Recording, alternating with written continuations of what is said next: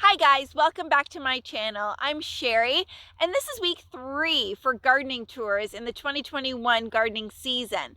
Now, I wanted to start in the hill garden today, more specifically right in front of the asparagus patch. Now, as you can see behind me, it's no longer a asparagus patch, but more of an asparagus fern area.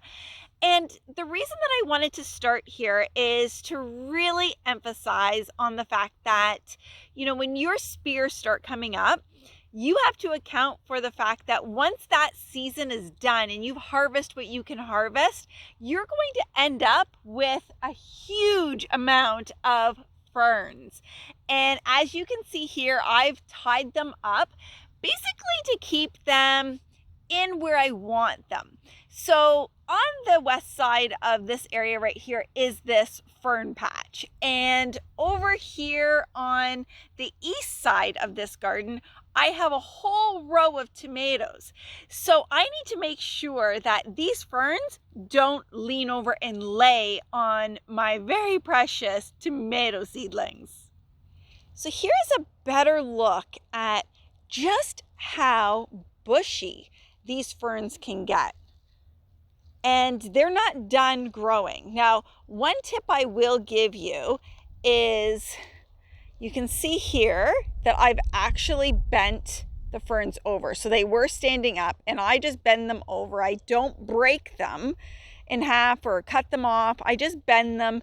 And I have found that that really helps to keep everything somewhat confined.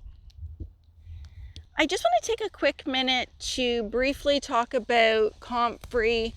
It is an amazing tap-rooted plant. I have it everywhere in my garden, and I literally just pull it like I'm pulling it now. I trim it right down. I throw it in walkways. I throw it all over the garden. Ugh. And I just leave it there. It is a great a natural fertilizing mulch. So that was pretty savage. I know. Who goes around their garden ripping their leaves off of their plants like that? I do, to the Comfrey plant. These plants are basically unkillable. And if you look at this plant here beside me or just behind me, I did the exact same thing to this plant about a week and a half to 2 weeks ago, and look at it. It's thriving to the point where it has flowers. So you can't kill these plants. So you might as well rip the leaves off and use it as a natural fertilizing mulch. Let's take a look at those squash plants or zucchini plants that had been horribly eaten by the beetles.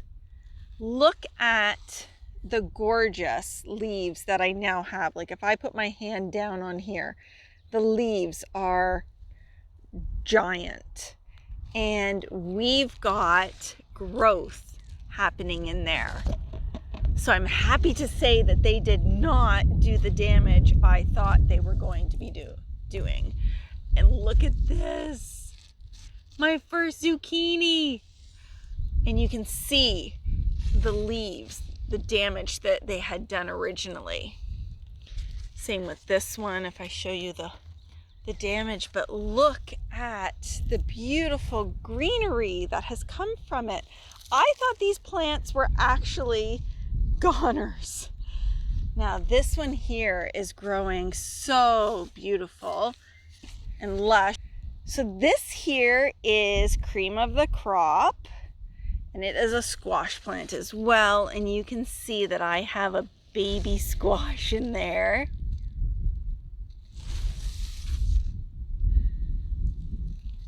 And then if we continue down, look at this. This is a delicata, which is very similar or possibly the same thing as a mashed potato squash. And look at the leaves. The leaves on these plants are so variegated. So gorgeous. And then we have our blue magic Hubbards as well as our green Hubbards. And look at the flowers. Like, I'm going to be getting so much from these plants. It's awesome. And then another little baby one. And another one on the end. I wanted to stop for a second to talk a little bit about how I've planted my pepper plants.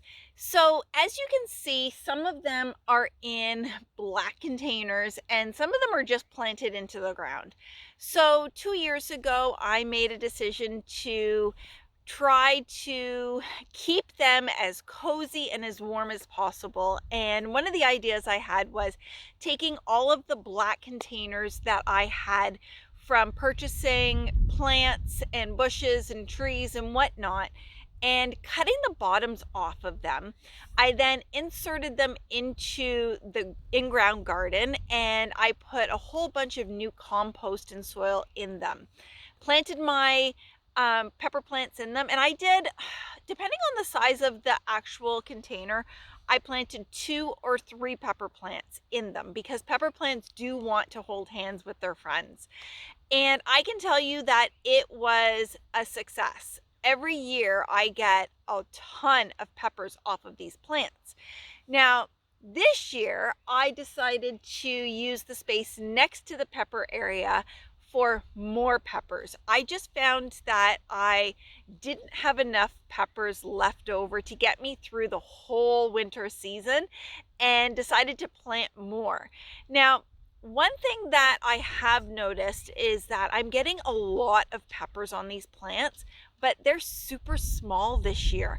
And I don't know if that's because they have been shocked a little bit from the really cold frost that we had, or is dangerously close to a frost. And I'm not sure if that has shocked them into producing the fruit and now they're not growing. So what I'm going to do is go along every single pepper plant and I am actually going to pull those peppers off of the plants. I know that they're not ready. I know that they can grow to be bigger than what they are, but I really want the plants to put all of their energy into growing big and bushy as opposed to putting all that energy into growing that 1 or 2 pepper that they have hanging right now. So I'm going to go collect all of them and we'll probably do a stir fry for dinner tonight. Okay, so I just wanted to show you what I'm talking about. So I'm just going to pull all the peppers off. Now these ones here, these pretty purple ones, are Pippin's Golden Honey peppers. And there is a ton on here. So, and some of them are super little, but that's okay. Again, I want the plant to put all of its energy towards growing bigger. So again, here's another one. So I'm just going to pull them all off. We do have some bigger ones down here. So that's not a bad size considering that they're not full grown.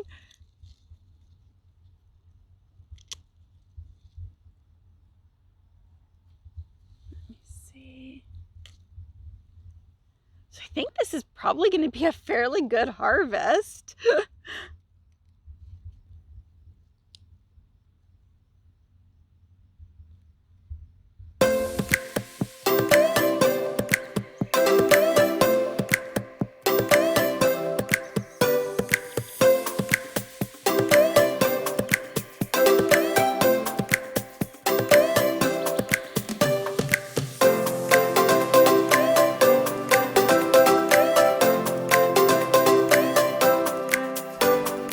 Okay, so I've picked all of my sweet peppers off now. And like I said, all of that energy is now going to go into growing a bigger, bushier plant so that I can get even more peppers off of them. I wanted to show you the red candy cane pepper. Look at how pretty that is.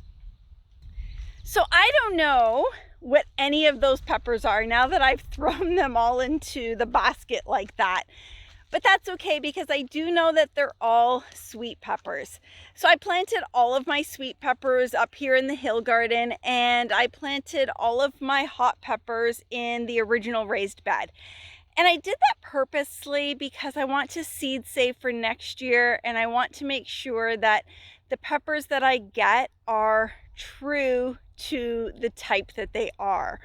And I know that any pepper that I get this year are going to be true. However, I do want to seed save, and so I do want to be able to make sure that when I plant those seeds next year, I actually get sweet peppers from them. So I did just do a video, an update video on my potato patch, but it has grown since I did that video. This is crazy. I've already been out here since that video and had to put more hay to mound up or hill up around all of these plants. It's been crazy. And you can see over there that the squash plants that I have all along there are doing really good. I'm just going to turn you around to the waist-high raised beds, and I just want to back out a little bit so you can see the growth of the tromboncinos and the rapiconte. And I'm sure I probably pronounced that wrong. So it's interesting, I planted both. I know that both of those varieties are very similar, if not the exact same thing, except that the rapiconte seeds I got from West Coast Seeds, and they're not doing as well as the tromboncinos that I got from Baker Creek. But even though they're not doing as well, look at this little guy here. I still have lots of growth on them.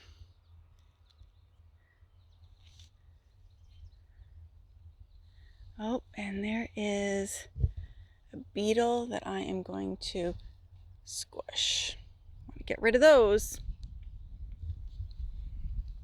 And then I'm just gonna stick this up here. Oh. And there we go. So the Thai basil seems to be doing really well. It has probably tripled in size since I planted that there, and I did grow that from seed. This little cucumber plant isn't doing too great. I think the bugs may have gotten to it before I was able to really get them under control. The celery here, I really need to mound that up or hill it up.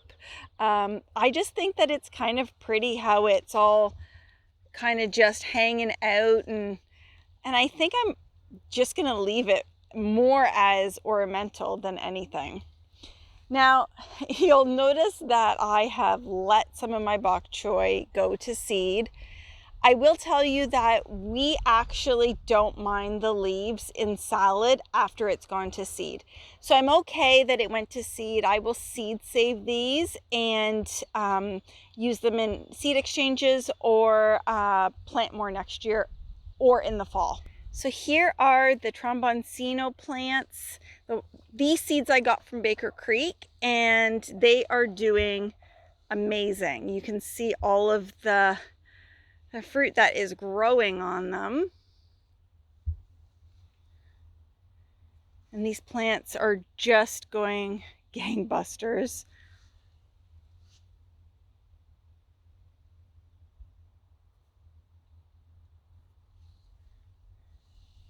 And then on the other side of the trellis, we have another tromboncino plant. Like, look at how big that is. That's got to be at least 12 inches.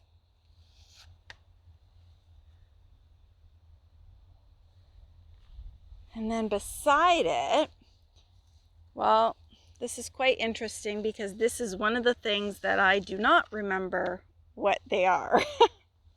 Now I do know that I have some green beans in here mixed in with salad, and the only reason I think the salad isn't really growing or going to seed is because they're being shaded by these squash plants that I can't recall what they are.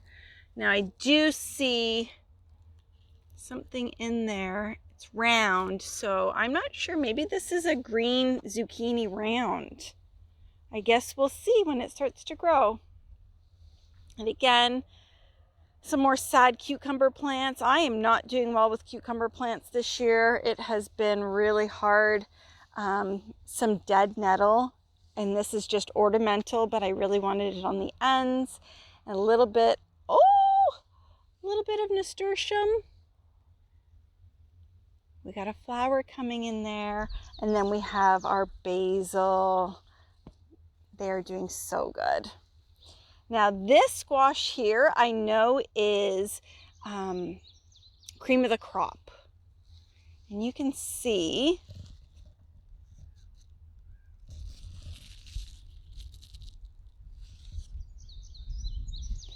and then I have more pepper plants over here, so I will definitely need to pull these off.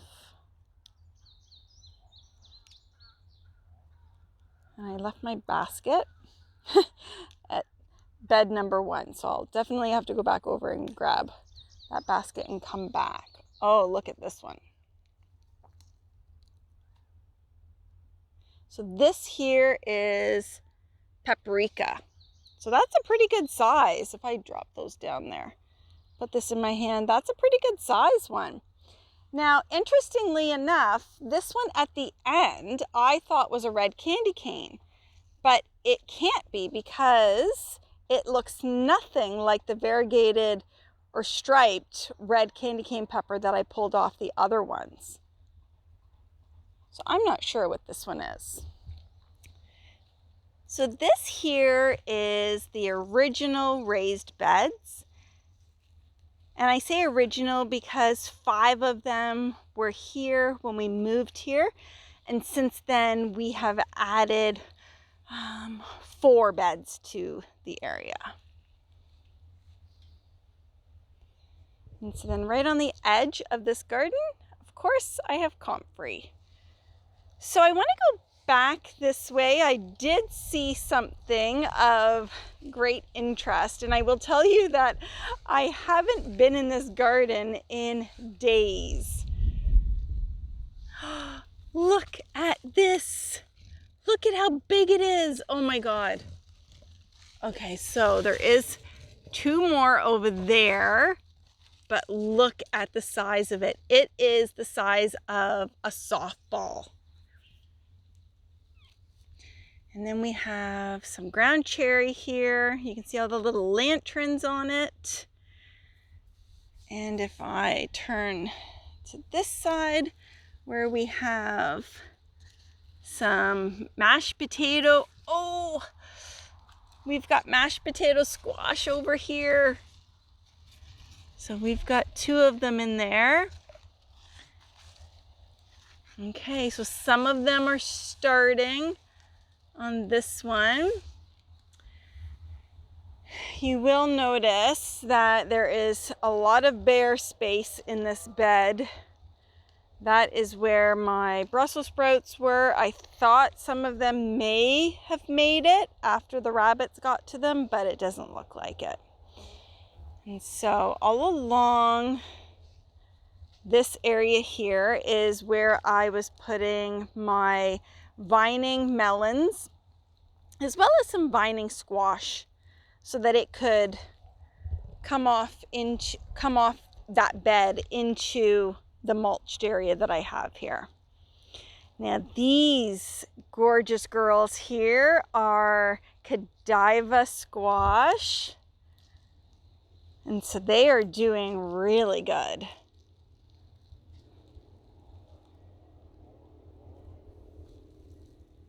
And then over here, this was the variegated squash plant that I showed you in video number 1, so garden tour 1. and I wasn't sure what it was. So I'm still not sure. I don't see any real growth yet. I don't see any real growth to really be able to figure out what it is. This one here, oh, just put that one over there.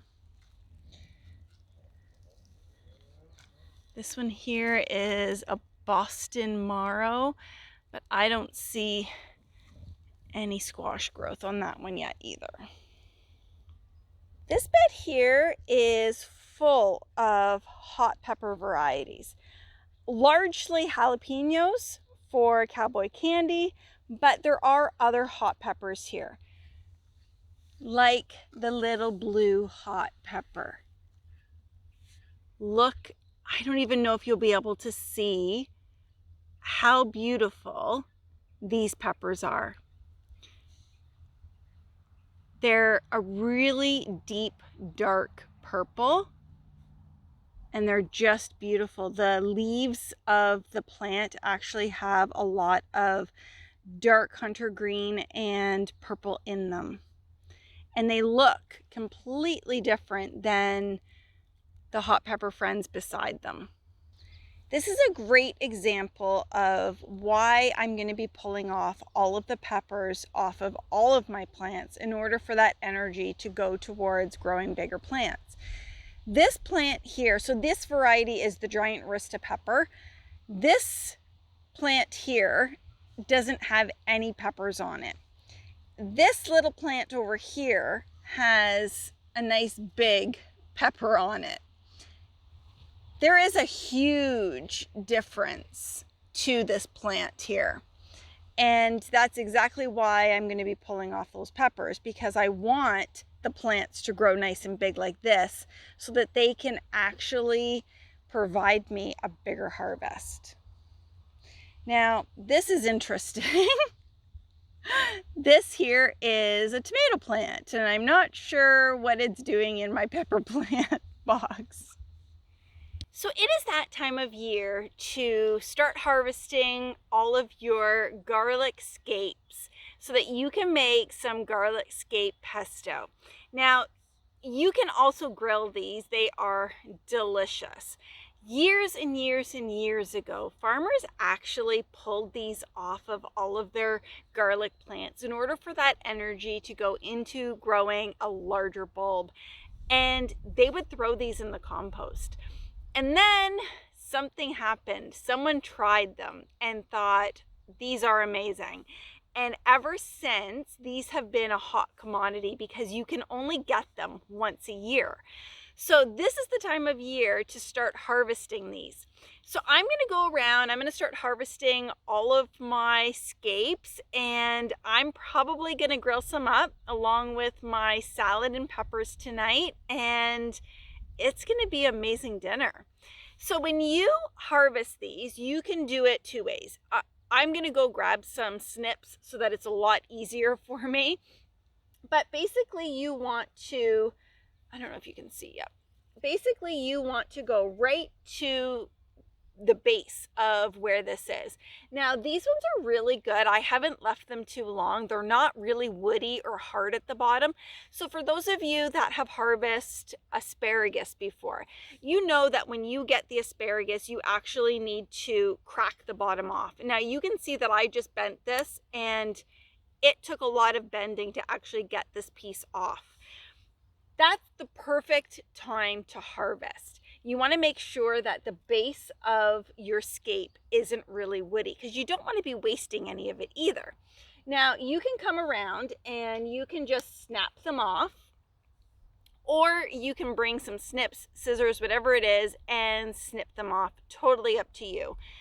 So if you want to harvest them today, but you know that you're not going to be making anything with them for a few days, just throw them in the fridge. They'll keep for days. So I stopped videoing so that I could cut half of my scapes off of the garlic plant. So I probably have another half to go. Back in the fall of 2020, I planted 650 garlic cloves. So Needless to say, this is garlic scapes from about 300 plants. So let's head up to the food forest. I want to show you my raspberry patch up there. Now, the raspberry patch that I have up there was planted in the fall of 2020 when we originally started this food forest. And those plants were originally up in the high garden, but they were up there for about 2 years, barely grew anything, like barely grew leaves.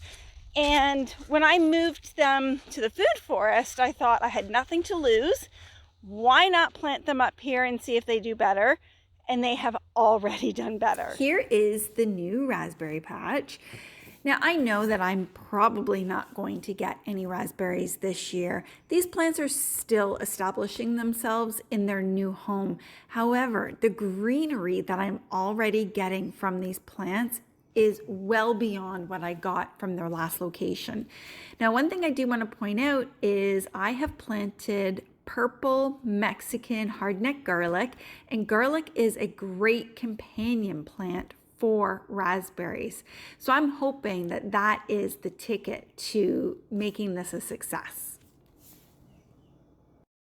I haven't provided you with an update on the chicken garden for about 2 weeks now. So I thought that it would be fun for you to see how tall they have gotten. I'm just going to stand in front of them. I'm 5'4", and so this one here is actually above my chin level. So they're already 5 feet tall, and they are going to get to be about 14 feet. The ones in the back are going to be about 14 feet tall. It's going to look amazing up against this chicken coop run. So let's take a look inside the coop. A bunch of the chickens are actually up on the natural roost that we have in there, and I thought I would end the video with showing you my chickens. They haven't had the spotlight on them for a while, so let's head inside there.